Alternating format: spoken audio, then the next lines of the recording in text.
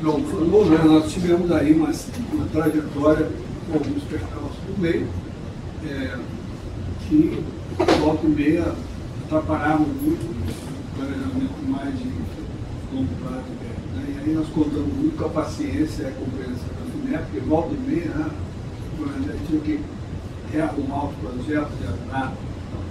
Mas aí o que a gente já conseguiu nesse meio tempo? Dá uma olhadinha. Primeiro a gente conseguiu o primeiro objetivo, formação de uma equipe pequena, com recursos limitados, mas completa.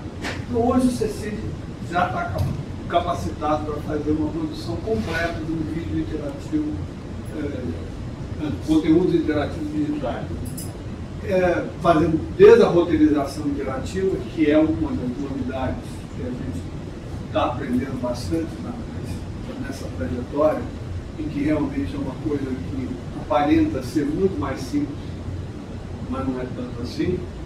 A questão de gravação, edição e finalização aí é uma coisa mais tradicional, já não tem nenhuma diferença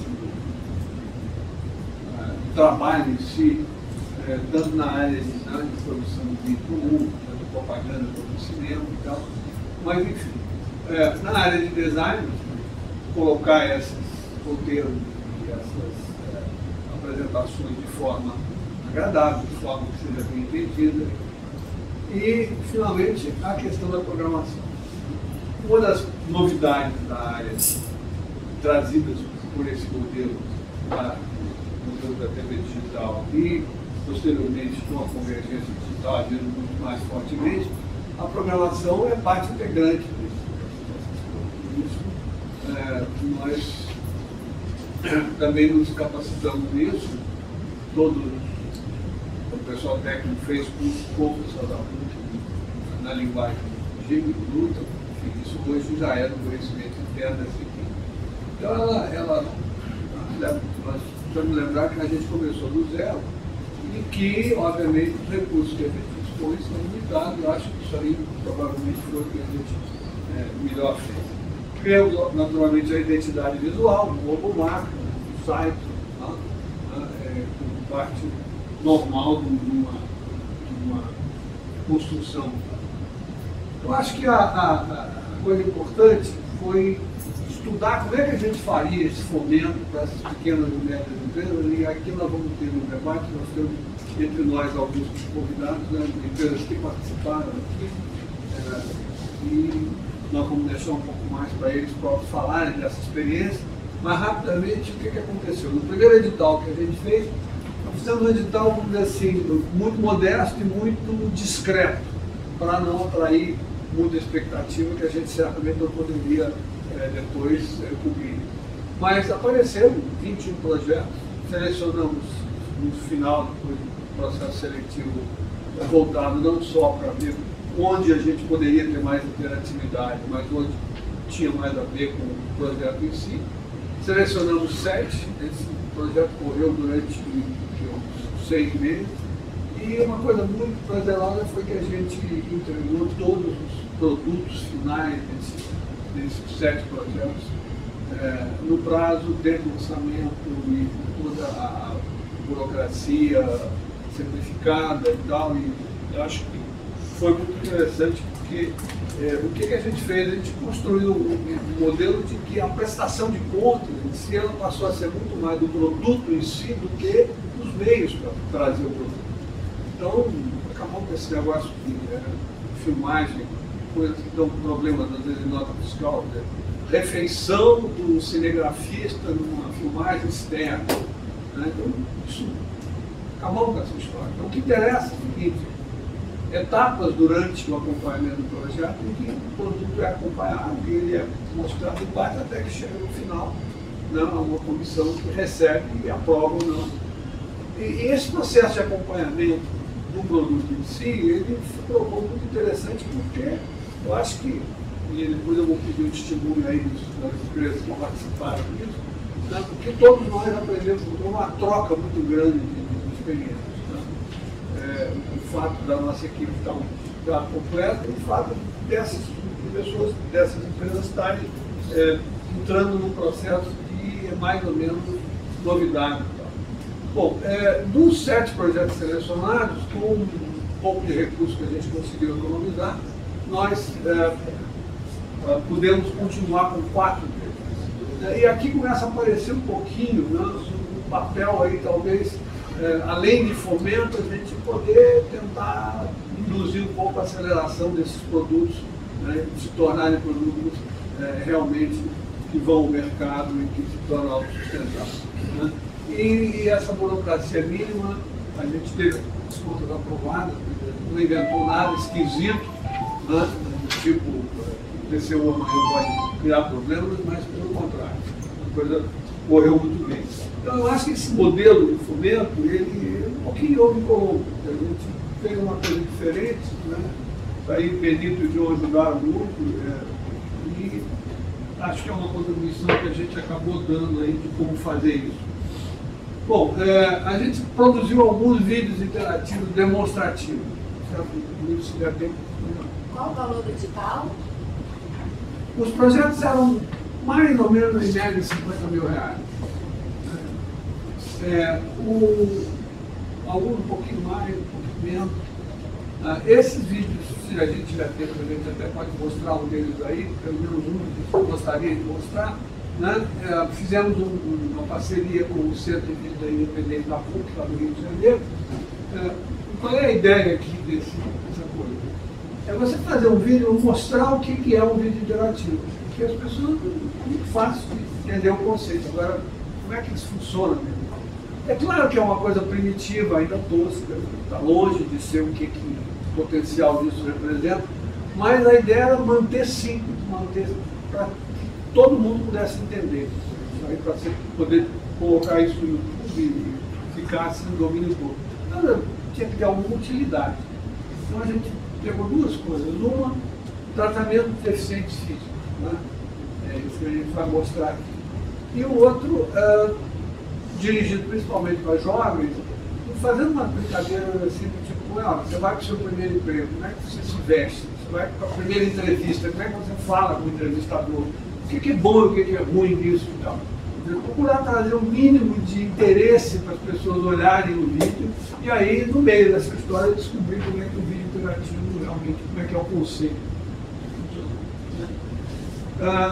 A gente experimentou ferramentas e componentes de TV digital, a gente aprendeu muito das limitações técnicas e práticas. Uma coisa era o modelo na teoria, outra coisa era na prática. Né? Por exemplo, desde que a gente começou, a dificuldade de obter equipamentos disponíveis no mercado que obedecessem às normas e que funcionassem realmente como um modelo preconizado. Que mostra o seguinte, que se isso não estava indo muito para frente, isso aí, por exemplo, era um dos obstáculos. E para nós, principalmente para quem não era da área, uma surpresa muito grande chegar assim e dizer, ué, como é que pode estar acontecendo? Mas, enfim. O que a gente também fez, o John já mencionou isso, foi um redirecionamento para outras plataformas. Aí já dentro desse conceito de convergência digital, né, questão de trabalhar com, além da TV, com smartphones e tablets e com sistemas diferentes, Android, iOS, Windows. Se a gente não tiver esse conhecimento dentro da equipe da casa, dificilmente a gente vai poder ajudar esse resultado. Então a gente tem um resultado bem bom de estar acompanhando isso.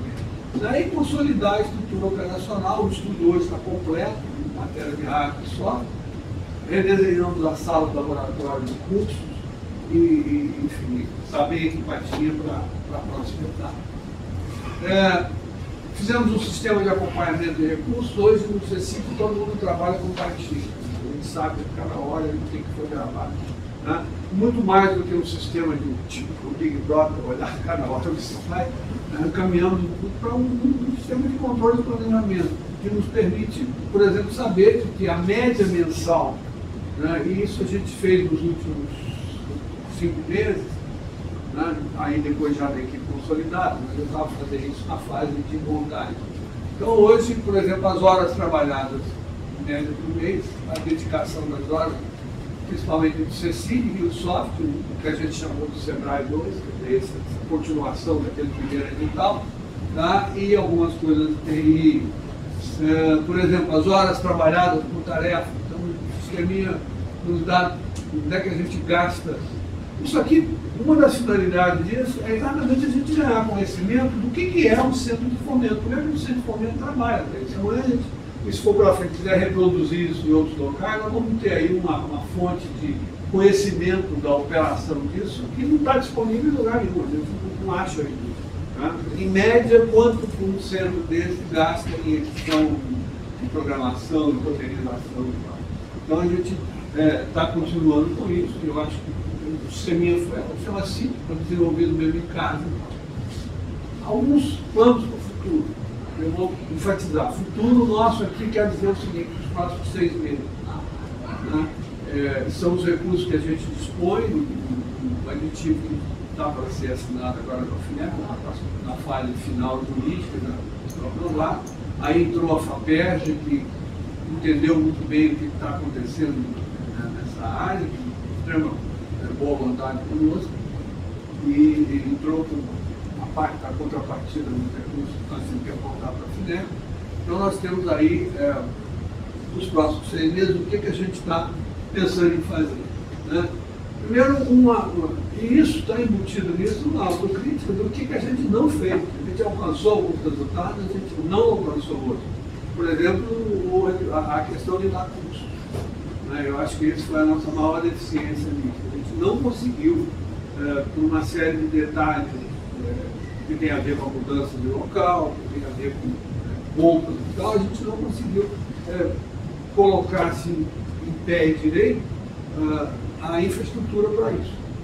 Isso só recentemente é que a gente terminou. Então, hoje a gente tem, apesar do maquete que tem lá, tem uma sala de uma forma bem interessante, né, que a gente rapidamente reconfigura, e temos ali uma sala com 15 lugares para dar curso, onde cada um desses lugares é praticamente um workstation, né, bem funcional, que a gente agora, nesse período próximo, a gente tem já uma série de cursos programados para fazer, mas a gente ainda acha que eles são poucos, tem que fazer mais cursos, mais práticos. Né? Queremos fazer um novo edital em 2013, né? Só que dessa vez enfatizando mais essa interatividade, indo buscar um pouco mais disso, porque agora a gente já se sente mais confiante. No começo, aquele primeiro edital, era mais ou menos assim, testar as águas. Né? O que vai dar isso?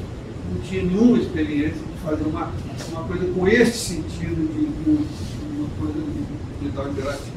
Bom, e aí, o que é importantíssimo nesses próximos 6 meses, e esse workshop aqui eu acho que vai dar a maior contribuição que a gente está esperando para justamente elaborar um caminho para uma gradativa sustentabilidade acessível. Né? E finalmente, a gente nunca esqueceu aí, de tempo nenhum, o objetivo inicial e mais importante, que é a indústria criativa do Rio de Janeiro. Fomento que nós precisamos não só as empresas, os próprios formadores de pessoal, tá? A gente tentar elaborar esse caminho para que essa sustentabilidade seja mais tranquila. Bom, eu queria agora passar para o André Nunes. O André vai fazer para nós sobre um momento tecnológico. Esse título aí, nem combinei direito com o André, mas enfim, a ideia nossa é o seguinte, que o André vai falar em caráter pessoal, não é um pronunciamento da FINEP, a gente custou, mas convenceu ele. É o seguinte, ele tem tido um posto de observação extremamente privilegiado por ele estar na FINEP, porque por ali passam projetos aprovados, não aprovados, de grandes empresas e de pequenas e microempresas. A subvenção toda nessa área de tecnologia passa por ali. Então, esse panorama desse momento tecnológico, né, o André é muito privilegiado e a gente então vai ter vai dividir conosco esse privilégio de comentar um pouco sobre isso. Em seguida, a gente então faz um coffee breakzinho e aí, então, na parte substancial dos debates, a gente depois, tendo tempo, a gente mostra, inclusive, um filmezinho que foi feito de arte.